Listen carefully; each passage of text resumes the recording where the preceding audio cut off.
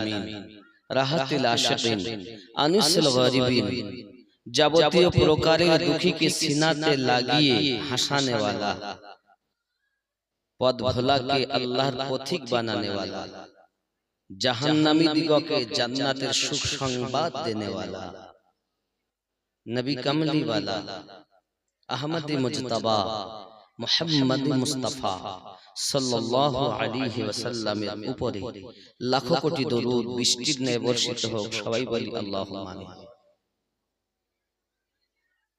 आज प्यारा नबी नूरुन आला नूर नबीर जीवनी आलोचना होबे। एटाई आमादेर रमजान साहेब एवं कमिटिर जारा তাদের বড় ইচ্ছা। কথা বুঝতে পেরেছেন? আল্লাহ পাক আল্লাহ তাআলা আমাদের তৌফিক দান করুক। উচ্চ রবে দরুদ আল্লাহুম্মা সাল্লি আলা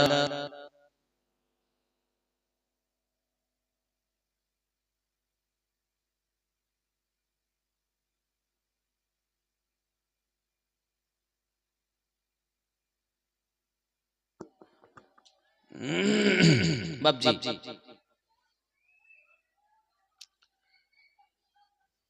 फलक के नज़ारों ज़मीं के बहारों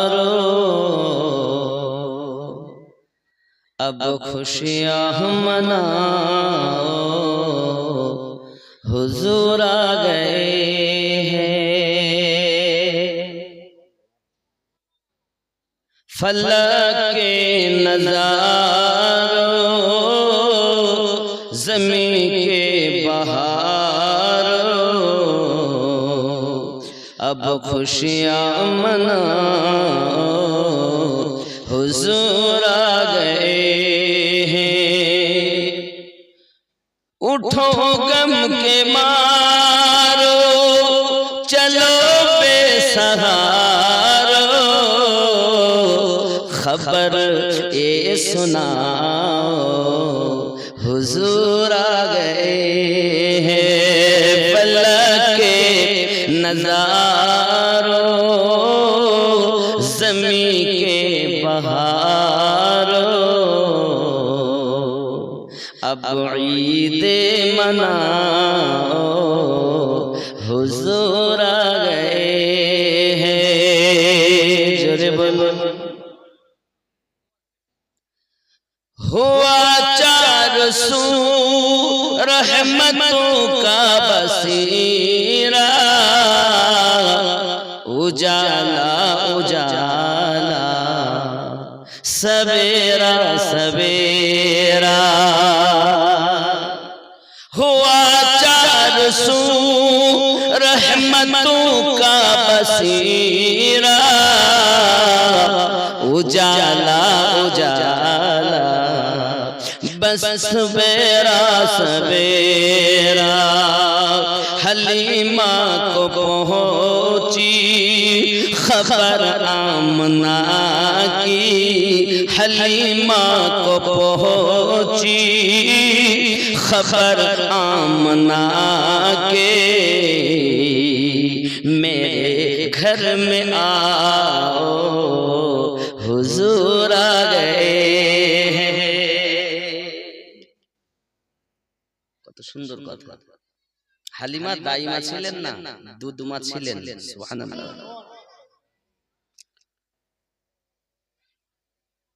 हुआ मैं जज्बात में मरहबा के फज़ाओं मैंने मत सल्ले अला के दरूदों के गजरे सलामों के तोहफे दरूदों की गजरे सलामों के तोहफे ज़ुबां पर सजाओ हुजूर आ गए हैं। फलक के नज़ारों ज़मीं के बहारों अब खुशियाँ मनाओ हुजूर आ गए हैं। जो हमें समा है सुहाना हबीब खुदा का, मिलाद है सरवरे अंबिया का। समा है सनाए हबीब खुदा का, मिलाद है सरवरे अंबिया का। नबी के गदाओ सब एक दूसरे को गले से लगाओ, हुजूर आ गए हैं। सुभान अल्लाह। कहा मैं दोहरी कहा उनकी बात, करम ही करम है ये दिन और रात। कहा मैं जोहरी कहा उनकी बात, करम ही करम है ये दिन और रात। जहाँ पर भी जाओ यही गीत गाओ, हुजूर आ गए हैं, हुजूर आ गए हैं। फलक के नज़ारों ज़मीन के बहारों, अब ईदे मनाओ, हुजूर आ गए हैं। अल्लाहुम्मा सय्यिदना मौलाना मुहम्मद व अला आलि सय्यिदना।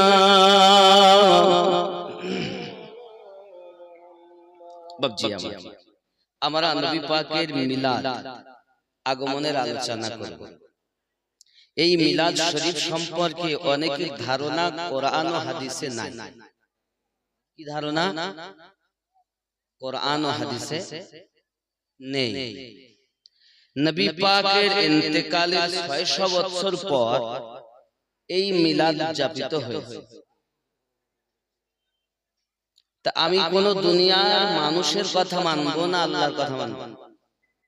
কথা বলো। আল্লাহর কথা মানতে হবে না? আগে আপনি আমি জানি মিলাদ মানে কি, মাওলুদ শরীফ। আমরা সাধারণত বলি মিলাদ শরীফ। মিলাদের তিনটি মানে এসেছে। ফিরুজুল লুগাত খুলে দেখবেন, ডিকশনারি যাকে বলে। মিলাদ মানে জন্ম নেওয়া, মিলাদ মানে আগমন করা, মিলাদ মানে জন্মের সময়, তাকে মিলাদ বলে। ইসমে জরফে জামান। রাসূল করিম সাল্লাল্লাহু আলাইহি ওয়াসাল্লামের আগমনকে মিলাদ শরীফ বলে। বলুন সুবহানাল্লাহ। যেমন আমরা লিখি ঈদে মিলাদুন নবী সাল্লাল্লাহু আলাইহি ওয়াসাল্লাম। ঈদ মানে খুশি, ঈদ মানে খুশি।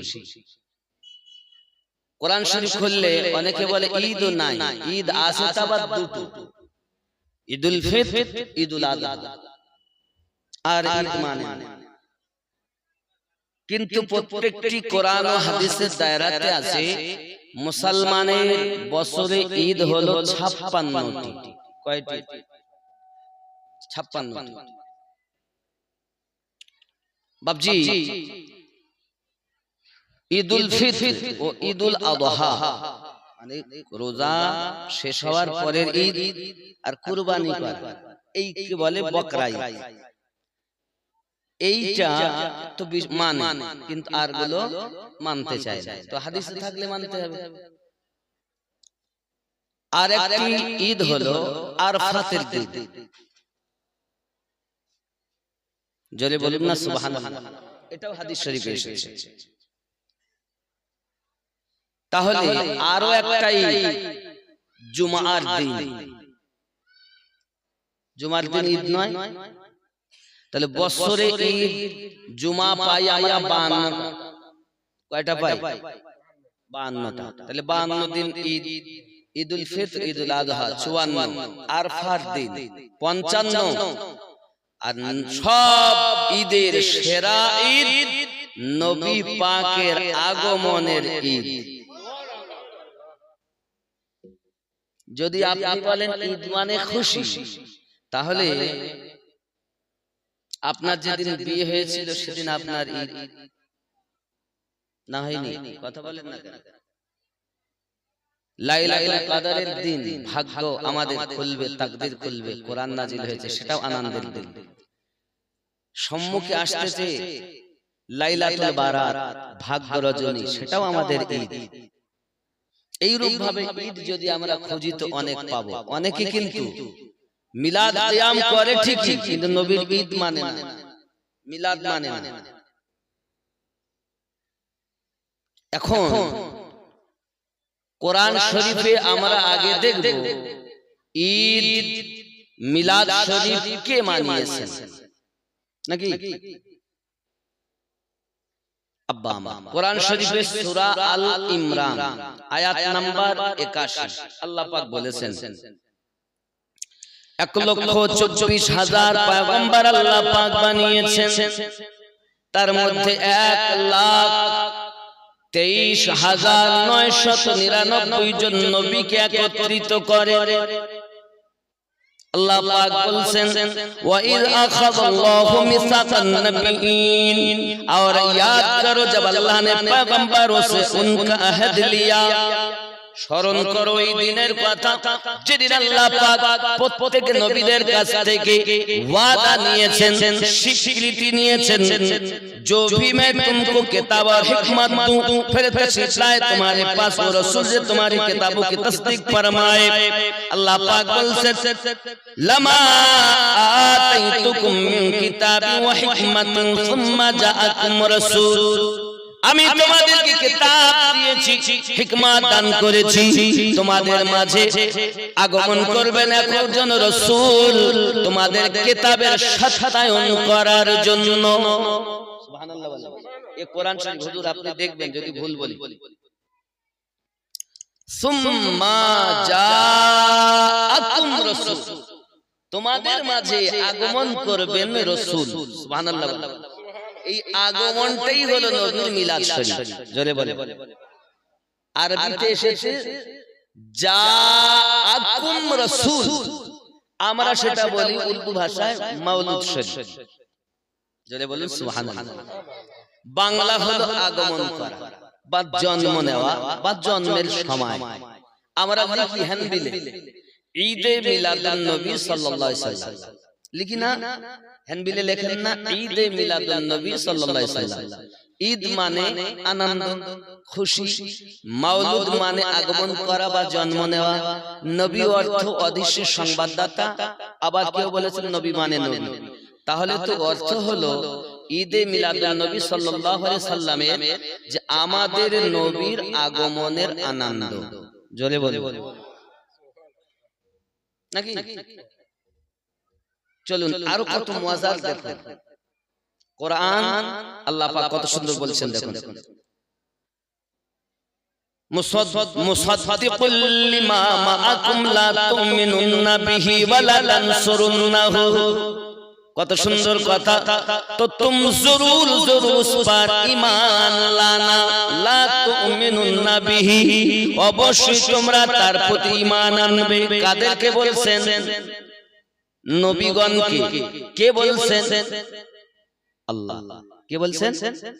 আল্লাহ পাক বলছেন যখন আগমন করবে তোমাদের মাঝে রাসূল, লা তুমিনুন্না বিহি ওয়া লা তানসুরুন্নাহু, অবশ্যই অবশ্যই তার উপরে ঈমান আনবে। আব্বাজি আমার আরো দেখুন আল্লাহ পাক বলেন, ক্বালা আকরারতুম, তোমরা কি কথা মেনে নিয়েছো? ওয়া আখাযতু আলা যালিকুম ইসরি, তোমরা কি এটা মেনে নিয়েছো? তাহলে একে অপরের সাক্ষী হয়ে যাও। সকল নবীরা বললেন ক্বালু আকরারনা, হ্যাঁ আমরা মেনে নিলাম। কে নিচ্ছেন ওয়াদা? কথা বলুন না কেন? আল্লাহ। আর ওয়াদা দিচ্ছেন কারা? নবীগণের রূহরা। জোরে বলুন, এটাই কোরআন। আল্লাহ পাক আল্লাহ তাআলা আবার বলেন ক্বালা ফাশহাদু, তোমরা একে অপরের সাক্ষী হও। ওয়া আনা মাআকুম মিনাশ শাহিদিন, আমি আল্লাহ তোমাদের সঙ্গে সাক্ষীদের অন্তর্ভুক্ত। জোরে বলুন। ফামান তাওয়াল্লা বা'দা যালিকা ফাউলাইকা হুমুল ফাসিকুন, এরপরও যদি কেউ না মানে তারা ফাসিকদের অন্তর্ভুক্ত। বোঝা গেল মাওলুদ শরীফ পাঠ করা মহান আল্লাহ পাকের নিয়ম। তুমি কোরআন শরীফ পাচ্ছ না, এটা তোমার চোখের দোষ।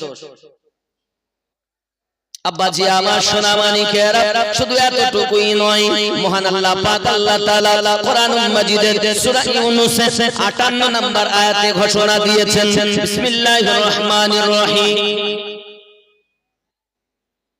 قل بفضل الله وبرحمته فبذلك فليفرحوا هو خير مما يجمعون। قل বলে দিন, কি বলবো? বিফাদলিল্লাহি ওয়া বিরহমাতিহি, আল্লাহর ফজল ও রহমত পে ফালিয়াফরাহু, তোমরা আনন্দিত হয়ে যাও। এখন আল্লাহ পাক নবীকে বলতে বলছেন আল্লাহর ফজল পে। ফজল অর্থ হলো কোরআন মাজিদ, আর রহমত বলতে হলো আমাদের নবী দো জাহান। আল্লাহ পাক বলেন ওয়া মা আরসালনাকা ইল্লা রাহমাতাল লিল আলামিন, আমরা কোরআন আনন্দিত, নবী দু জাহান পেও আনন্দিত। আল্লাহ পাক কোরআনে বলেছে ফালিয়াফরাহু, 10 নম্বর সূরার 58 নম্বর আয়াতে। এখন কেউ যদি বলে আল্লাহর কথা মানবো না, আমার কিছু যায় আসে যায় না, আপনার কবরে আপনি হিসাব দিবেন। এখন মিলাদের বিরুদ্ধে লোক অনেক নামাজ পড়ে কিন্তু জুব্বা গায়ে দেয়, দাড়ি টুপি দেখে নবী নবী করা দেখে মনে হবে যে এ মনে সব থেকে নবীর পাগল, কিন্তু আসল দুশমন নবী। এই রূপ ব্যক্তির পিছনে ইক্তেদা করে নামাজ পড়াও শরীয়তে জায়েজ।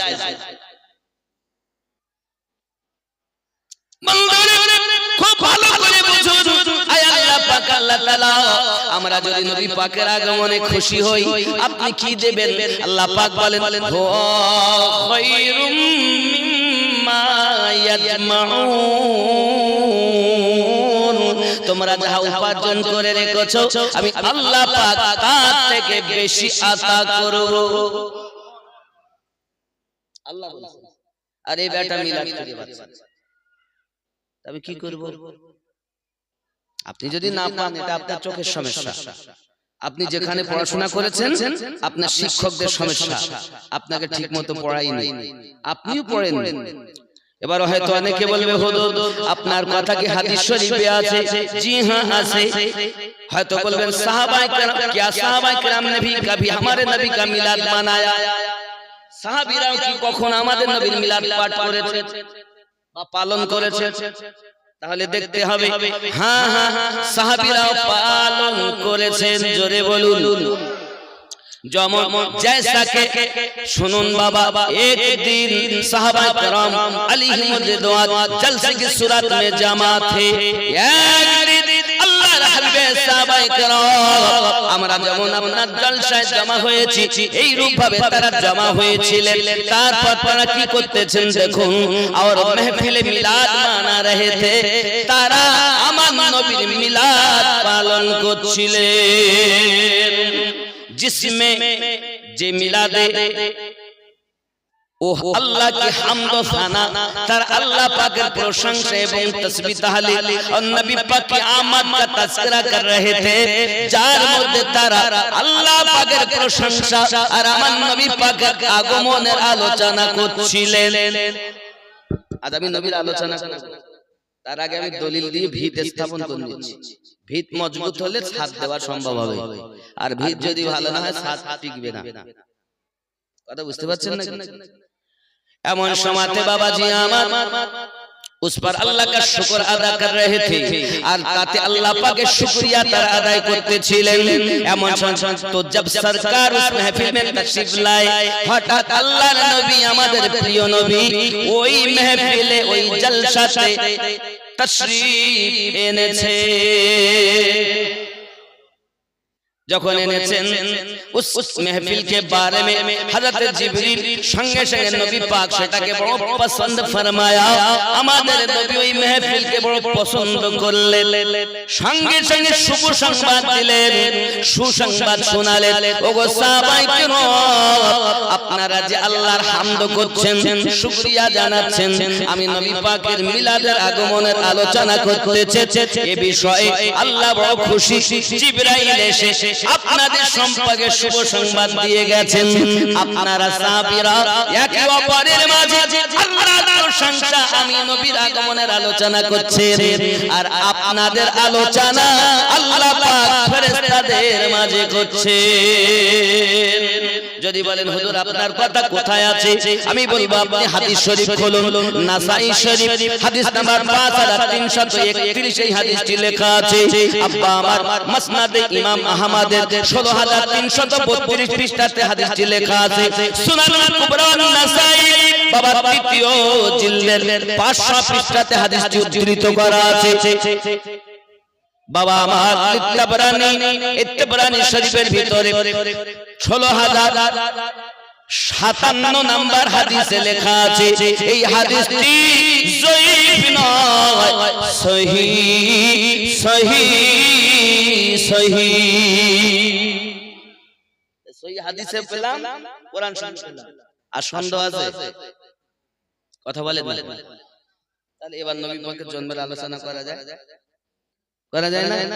মহান আল্লাহ পাক আল্লাহ তাআলা যখন আমার আপনার নবীকে সৃষ্টি করলেন, সৃষ্টির দিকে গেলে অনেক সময় চলে, 2 ঘন্টা চলে যায়, যেন আমি ছেড়ে দিচ্ছি।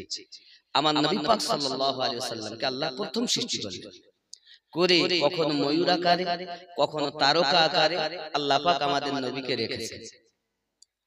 তো একটা কথা বলি, আল্লাহর হাবিব একদিন জিবরাইল আমিনকে জিজ্ঞাসা করছেন, জিবরাইল আপনার বয়স কত?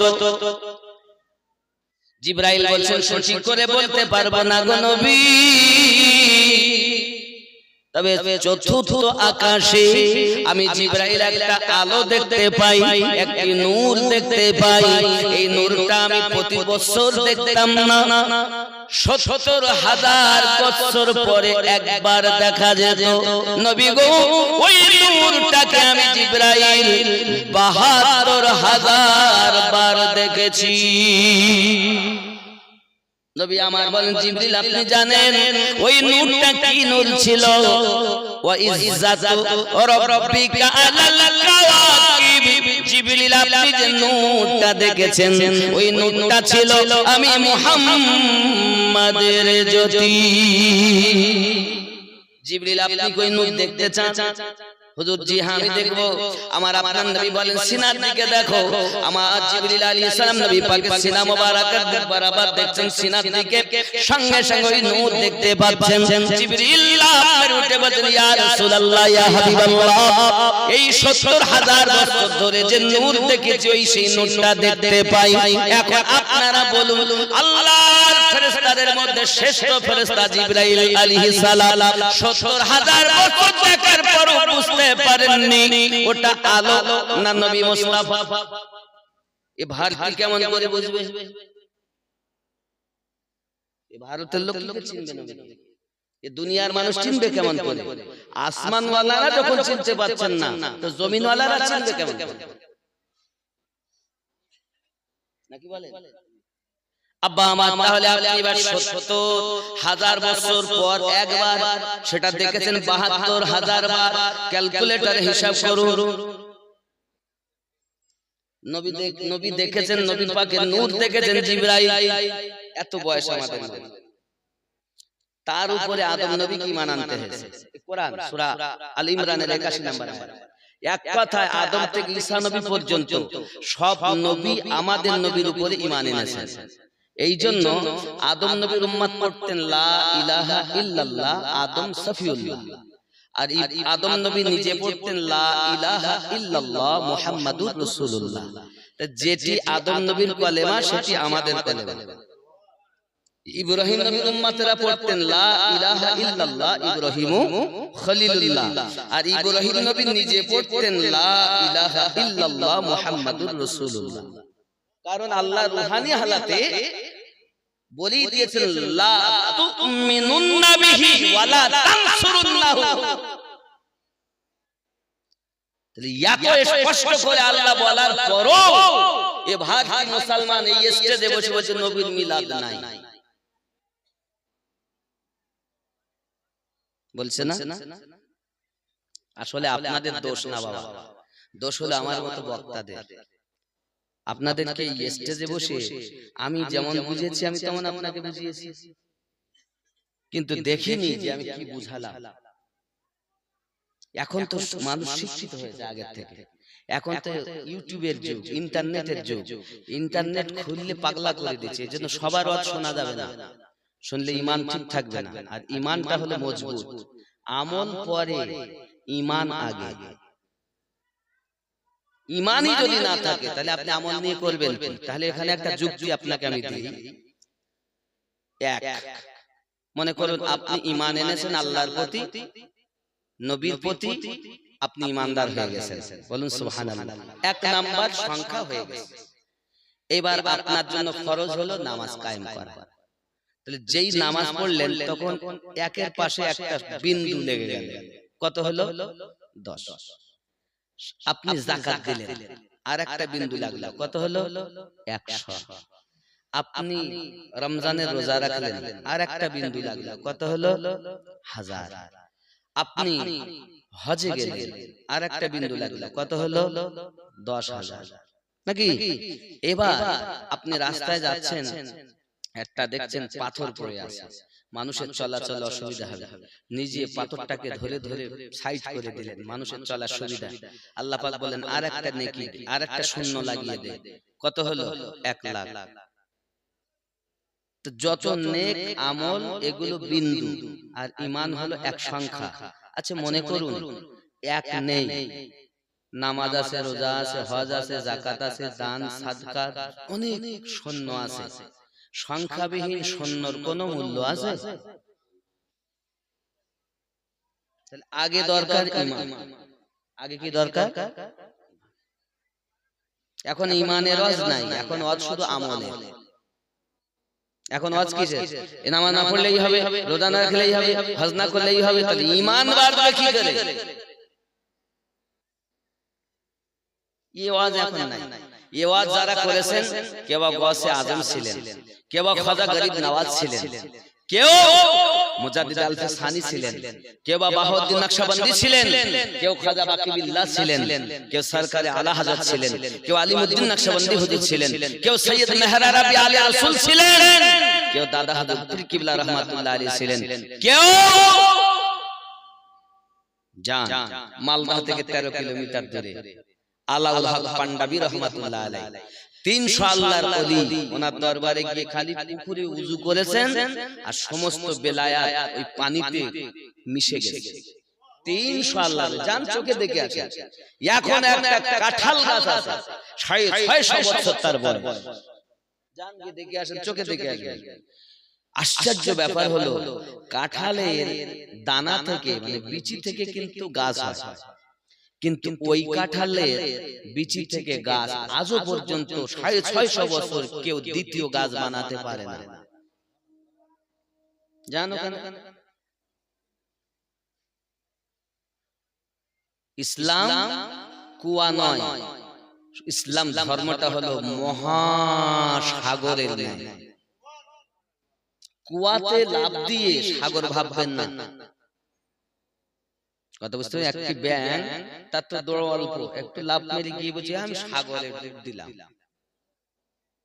তো আমরা কেউ হানাফি, কেউ শাফি, কেউ মালিকি, কেউ হাম্বলি, 4 মাযহাবের যে কোনো এক মাযহাব।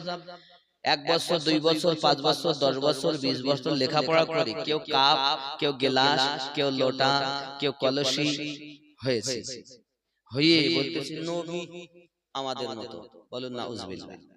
আচ্ছা আপনি বলুন, একটা কাপে কতটা পানি কে বলতে পারে? গ্লাস, গ্লাসে কতটা পানি? লোটা, লোটায় কতটা পানি? কলসি, কলসিতে কতটা পানি বলতে পারে কে? পুকুর, পুকুরে কতটা পানি বলতে পারে? নহর, নহরে কতটা পানি বলতে পারে? নদী, নদীতে কতটা পানি বলতে পারে? সাগর, সাগরে কতটা পানি বলতে পারে? মহাসাগর।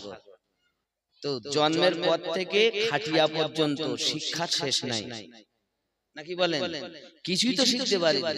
16 বছর মাদ্রাসায় পড়ি, মনে হচ্ছে আমি এক ফোঁটাও শিখতে পারি। আর কেউ কাপ, কেউ গেলাস, নবী আমাদের মতো, আল্লাহর পরের স্টেজ নবী। ওই নবী কি কখনো আমাদের মতো? যারা বলে তাদের পিছনে কি ইক্তেদা করা যাবে? আব্বা আমার জওয়ান যুবক সোনামানিকেরা, মহান আল্লাহ পাক আল্লাহ তাআলা আমার আপনার নবীকে জগতের বুকে পাঠাবেন বলে পৃথিবীর সরজমিনে জিবরাইলকে বললেন মাটি আনো, মিকাইলকে বললেন আনুন, ইসরাফিলকে বললেন আনুন, সবাই ফেল। আজরাইল ফেরেশতা এলেন জমিনে, মাটি নিলেন। মাটি নেওয়ার পর তার মাটিতে থাবা মারার সাথে সাথে বাবা আমার 40 মণ, মতান্তরে 56 মণ মাটি আদম নবীর হাত মোবারকায় গিয়েছে। তবু তিনি মুঠো করে নেননি, শুধু থাবা মেরে নিয়েছেন। জোরে বলুন। কতটা বললাম? 40 থেকে 56 মণ। খালি এইভাবে নিয়ে এইভাবে গেছে। মাটি কিন্তু খুব কেঁদেছে, আমি ওদিকে যাচ্ছি না। মাটি নিয়ে গেলেন, এখন একটা পুতুল তৈরি করা হলো, 60 গজ লম্বা দেহ, 36 হাত চওড়া। ইনি হলেন আমাদের আব্বা আদম আলাইহিস সালাম। আল্লাহ পাক তার ভিতরে রূহ দিলেন, আর রূহ দেওয়ার সঙ্গে সঙ্গে রূহ অন্ধকার পেয়ে এত বড় দেহ, তার ভিতর কত বড় হবে? আমার তা আপন আপন হাতে 3.5 হাত। তাই যদি এই হয় তো 60 গজ মানে 120 হাত লম্বা। তে মনে হচ্ছে না টাওয়ার দাঁড়িয়ে, টাওয়ারও মানে 120 হাত হয় কিনা তার ঠিক নেই।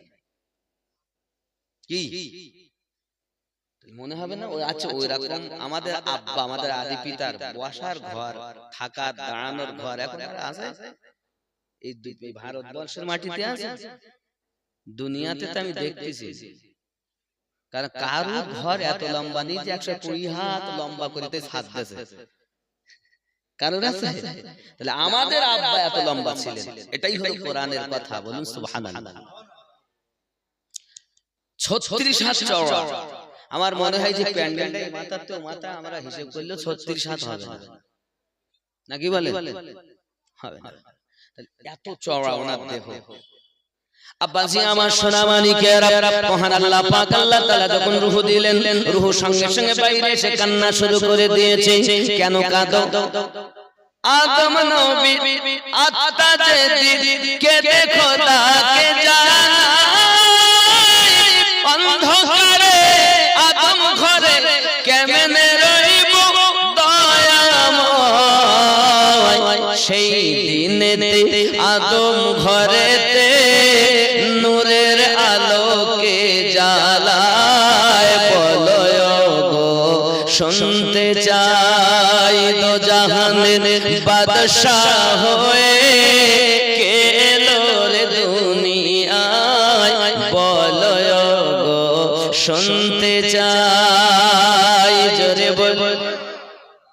আল্লাহ পাক বলেন আই জিবরাইল ইয়া রাব্বাল আলামিন, জান চতুর্থ আকাশে আমার নবীর নূর রাখা আছে, ওই নূর এনে আদমের কাছে চমকে দেওয়া হলো। আর যে আমাদের নবীর নূর এনে চমকে দেওয়া হলো, সঙ্গে সঙ্গে আদম আলাইহিস সালামের ভিতরে রূহ মোবারকা দিয়েছেন। রূহ ভিতরে ঢুকেছে, আর বার হতে চায় না, সঙ্গে সঙ্গে দেহের সঙ্গে মিশে গেছে। জোরে বল। মহান আল্লাহ পাক আল্লাহ তাআলা সঙ্গে সঙ্গে অর্ডার দিলেন, ওয়া ইয কুলনা লিল মালাইকাতি ইসজুদু লি আদম। ও আমার ফেরেশতারা সবাই সাজদা তাজমি করো আমার আদমকে। সবাই করলো, শুধু একজন করেনি, যার নাম হলো ইবলিস। আব্বা আমার খেয়াল করুন, এমন করে ইবলিস যখন সিজদা করেনি, মহান আল্লাহ পাক আল্লাহ তাআলা ইবলিসকে যখন সিজদা করলো না বাবা, ওই নূরটা কি হলো আদম আলাইহিস সালামের কাছে, আদম আলাইহিস সালাম থেকে নিয়ে ওই নূর একের পর এক আল্লাহ পাক আল্লাহ তাআলা জোড়ায় জোড়ায় সন্তান আদম নবীকে দিলেন। আদম নবীর ছেলে সন্তান মেয়ে হয় আর ছেলে হয়। হাওয়াকে বানিলেন, ওদিকে গেলে হবে না। আদম আর হাওয়ার মিলনে সন্তান হয় দুটো করে। কটা করে হয়? একটা ছেলে একটা মেয়ে। তা প্রথম পক্ষের আপনার কিনা ছেলে, দ্বিতীয় পক্ষের মেয়ে বিয়ে হয়। বলুন সুবহানাল্লাহ। জোড়ায় জোড়ায় একটা সন্তান আল্লাহ আলাদা দিলেন, সেই সন্তানটার নাম রাখা হয় হযরত শীশ আলাইহিস সালাম। আল্লাহ নবী আদম থেকে ওই নূর গেল শীশ নবীর কাছে। বলুন সুবহানাল্লাহ। আব্বাজি আমার সোনা মানিকেরা, এমনি করে শীশ আলাইহিস সালামের কাছে নূর আদম থেকে এমনি করে শীশের কাছে চলে গেছে। শীশ থেকে এমনি করে আপনার কিনা দেখা গেল আদম পয়গম্বরের সন্তানদের ভিতরে শীশ পয়গম্বর পেয়েছে। আব্বা ওখান থেকে মুতাওয়াশশালা, ওখান থেকে লামা, ওখান থেকে এমনি করে দেখা গেল আদম পয়গম্বরের ওই নূর আস্তে আস্তে করে আমাদের নবী পাকের নূর মোবারক হযরত নূহ আলাইহিস সালামের কাছে গিয়েছে। নূহ আলাইহিস সালাম থেকে নিয়ে জনাব শাম থেকে হযরত হুদ আলাইহিস সালাম, ওখান থেকে সালেহ, ওখান থেকে ফালিদ, ওখান থেকে আপনার হযরত তারিক হয়ে ইব্রাহিম নবীর কাছে নূর চলে গেছে। সুবহানাল্লাহ। ইব্রাহিম নবীর আব্বার নাম আযর নয়, ইব্রাহিম নবীর আব্বার নাম হলো তারিক। অনেকে বলে ইব্রাহিম নবীর আব্বা মূর্তি পূজা করতো, একদম মিথ্যা কথা। ইব্রাহিম নবীর আব্বা ছিলেন বড় নেককার ব্যক্তি। বলে মূর্তি পূজারী ছিল চাচা, আরবিতে আবুন চাচাকেও বলা হয়। আর এই আবুন শব্দতে মৌলবীরা ধোঁকা খেয়ে মূর্তি পূজারীকে ইব্রাহিম নবীর বাপ বলছে। আল্লাহ কোরআনের অপর আয়াত দিয়ে এই আজরকে কাটা হয়েছে। ভালো করে গবেষণা করুন। ইব্রাহিম নবীর আব্বা আজর নয়, ইব্রাহিম নবীর আব্বা হলো তারিক। বলুন সুবহানাল্লাহ। ইব্রাহিম নবী জন্মের আগে তিনি ইন্তেকাল করেছিলেন, সমাজের প্রতিষ্ঠিত ব্যক্তি ছিলেন, সম্মানিত ব্যক্তি ছিলেন। আব্বা আমার এমনি করে হযরত ইব্রাহিম আলাইহিস সালাম থেকে ওই নূর ওনার বেটা হযরত ইসমাঈল আলাইহিস সালামের কাছে এসেছে। যদি বলুন না সুবহানাল্লাহ। হযরত ইব্রাহিম আলাইহিস সালাম থেকে ওনার বেটা ইসমাঈল আলাইহিস সালামের কাছে এসেছে। এমনি করে আপনার কিনা দেখা গেল একের পর এক ওই নূর আসতে আসতে জনাব আপনার কিনা ইসমাঈল ইসহাক আলাইহিস সালাম, এখান থেকে ইসহাক আলাইহিস সালাম পাত থেকে নিয়ে আপনার কিনা ইসমাঈল আলাইহিস সালাম থেকে নিয়ে ইসহাক, এমনি করে বাবা আমার পৃথিবীর জমিনে নূরটাকে আল্লাহ পাক পাঠাচ্ছেন কিভাবে দেখুন। মহান আল্লাহ পাক আল্লাহ তাআলা আমাদের নবীর নূর মোবারক মুনতাকিল হয়ে একের পর এক এসে গেছে। দিনের পর দিন ইব্রাহিম নবী থেকে আব্বা আমার নূর এসে গিয়ে পৌঁছে গিয়েছে জান্নাত কেজারের কাছে। কেজার থেকে হামাল, হামাল থেকে সাবিত, সাবিত থেকে ইয়াসি, ইয়াসি থেকে উদ, উদ থেকে আদনান, আদনান থেকে মুঈদ, মুঈদ থেকে নাজার, নাজার থেকে মুদারক, ওখান থেকে ইলিয়াস, ওখান থেকে মুদারকা, ওখান থেকে খাজিমা, ওখান থেকে নূর মোবারক পেয়েছেন জান্নাত কেনানা, কেনানা থেকে আপনার কিনা খরান, নাজার, নাজার থেকে মালিক, মালিক থেকে ফিহির, ফিহির থেকে গালিব, গালিব থেকে লুদি, লুদি থেকে কাব, কাব থেকে মুদ্রা, মুদ্রা থেকে কসি, কসি থেকে আব্দে মান্নাব, আব্দে মান্নাব থেকে আব্দে আপনার কিনা বনি হাশিম, হাশিম থেকে আব্দুল মুতাল্লিব ওই নূর মোবারক পেয়েছেন। আব্দুল মুতাল্লিবের আপনার 12টি সন্তান, প্রথম স্ত্রীর 10টি সন্তান, সেখানে নূর গেল না। দ্বিতীয় স্ত্রীর 2টি সন্তান, বড় ছেলের নাম হযরত আবু তালিব, ছোট ছেলের নাম আব্দুল্লাহ। আব্দুল মুতাল্লিব থেকে ওই নূর ঝলমল করতে করতে আব্দুল্লাহর কপালে ঝলমল করে। এই কথা বুঝতে পারছেন? আব্দুল্লাহ রাদিয়াল্লাহু তাআলা আনহু পেশানিতে যখন নূর ঝলমল করতেছে বাবা, এমন করে আপনার কিনা মুনিশি ঋষিগণেরা বেদ পুরাণের ভিতরে বলেছে কলকি আওতার শেষ জামানার পয়গম্বর হয়ে দুনিয়া আগমন করবেন যিনি, তার পিতার নাম হবে বিষ্ণু যশা। কিতাবে লেখা আছে শ্রীকল্পের 12 তারিখে উষাকালে কলকি আওতার হয়ে আগমন করবেন যিনি, তার পিতার নাম হলো বিষ্ণু যশা, মায়ের নাম হবে সুমতি। রাবাহুল গীতা, গীতাতে লেখা আমার নবীর আব্বার নাম, মায়ের নাম শিরকলখের 12 তারিখ মানে 12 রবিউল আউয়াল উষাকাল অর্থ সুবে সাদিক কলকি অবতার হয়ে আগমন করবেন যিনি পিতার নাম বিষ্ণু যশা বিষ্ণু মানে প্রভু যশা মানে দাস সেই হবে জগৎগুরুর পিতা আরবিতে নাম হলো আব্দুল্লাহ জোরে বলা যাবে মায়ের নাম গীতায় বলা হয়েছে সুমতি সু অর্থ সুন্দর মতি মানে মন যার মন হবে সুন্দর সেই হবে জগৎগুরুর মাতা আরবিতে নাম হলো আমেনা যার বাংলা অর্থ হলো সুন্দর মন এখন কিতাবের ভিতরে আসছে আব্দুল্লাহ রাদিয়াল্লাহু তাআলা আনহু রাস্তা দিয়ে আপনার কিনা চলে যাচ্ছেন একের পর এক সবাই আপনার কিনা এসেছে আব্বা মনীষী ঋষিগণেরা বলেছেন আমার নবী পাকের নূর মোবারকের কথা নবী দুনিয়ায় আগমন করেছেন পরে আমার নবী শুভ সংবাদ দিয়েছেন আদম নবী আমার নবীর আগমনের কথা বলেছেন ইব্রাহিম নবী আমার নবী পাকের আগমনের কথা আপনি হয়তো বলেন নবীর আগমন সম্পর্কে কোথাও খুঁজে পাই না আপনি খুদন মক্কাতে চলে যান মক্কায় বসুন না আপনি আরে আন বাবা আপনি ইমাম নেতা মানুষ বসুন সুবহানাল্লাহ মক্কায় অনেকে গেছেন মনে হয় বাবা মক্কায় খানায় কাবার পাশে একটা জায়গা আছে যাকে মাকামে ইব্রাহিম বলা হয় কি বলা হয় মাকামে ইব্রাহিম মাকামে ইব্রাহিম মানে কি ইব্রাহিম নবীর কদমের ছাপ জোরে বলো প্রত্যেক হাজীকে কাবা এবং মাকামে ইব্রাহিম মানে ইব্রাহিম নবীর কদমের ছাপের দিকে ফিরে আর কাবার দিকে মুখ করে 2 রাকাত করে নামাজ পড়তে হয় বলুন না কেন যেদিন আদম হযরত ইব্রাহিম আলাইহিস সালাম আমাদের নবীর মিলাদ সম্পর্কে বেটা ইসমাঈলকে বলেছিলেন সেই দিন আমার নবীর মিলাদের কথাই শুনে ওই পাথরে ইব্রাহিম নবীর কদমে ছাপ পড়ে গিয়েছে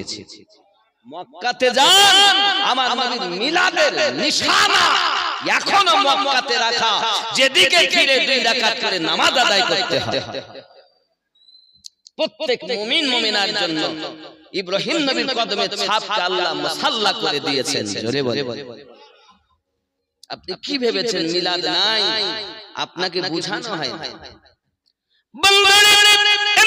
নবীদের যুগে আমার আল্লাহ পাক আল্লাহ তাআলা নবীদের দ্বারা আমার নবীর শুভাগমনের বার্তা দিয়েছেন এমনি করে আল্লাহ পাক আল্লাহ তাআলা আমার নবী আপনার নবী দু জাহানের মালিক ও মুখতার নবী মুহাম্মদুর রাসূলুল্লাহ সাল্লাল্লাহু আলাইহি ওয়াসাল্লামের আব্বার পেশানিতে নূর আকারে এখন রাস্তা দিয়ে চলতেছেন মক্কার নারীরা আব্দুল্লাহকে দেখে হয়রান পরেশান কত ছেলে দেখি কারো পেশানিতে এমন নূর দেখা যায় না এই ছেলেটার পেশানিতে কেন নূর দেখা যায় মনীষী ঋষিরা বলেছেন আব্দুল্লাহকে যিনি বিয়ে করতে পারবেন তিনি হবে শেষ জামানার নবীর জননী মা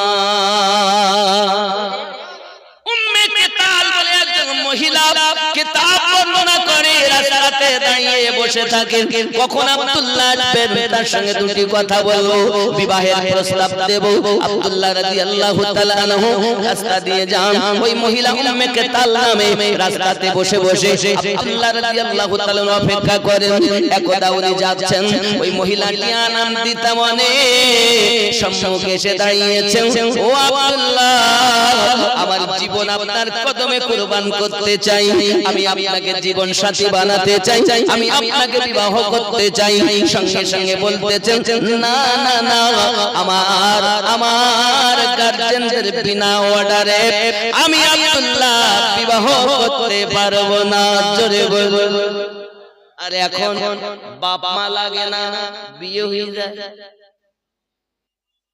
লাগে বাপ মা লাগে না মোবাইলেই বিয়ে কি মেশিন উঠেছে আল্লাহ এখানে এই জিনিস নেই আমি যে কথা বলছি এই জিনিস এখানে নেই এখানে ভালো আব্বা আমার সোনা মানিকের আব্দুল্লাহ রাদিয়াল্লাহু তাআলা যখন এই কথা বললেন এমন সমাজে ঠিক আছে অপেক্ষায় থাকলেন তিনি রাস্তাতে প্রতিদিন অপেক্ষা করেন এই দিকে আপনার কি নাম আব্দুল্লাহ রাদিয়াল্লাহু তাআলা আনহু শ্বশুর আব্বার নাম আব্দুল ওয়াহাব পদবী হলো জোহরি। আব্দুল ওয়াহাবের স্ত্রীর নাম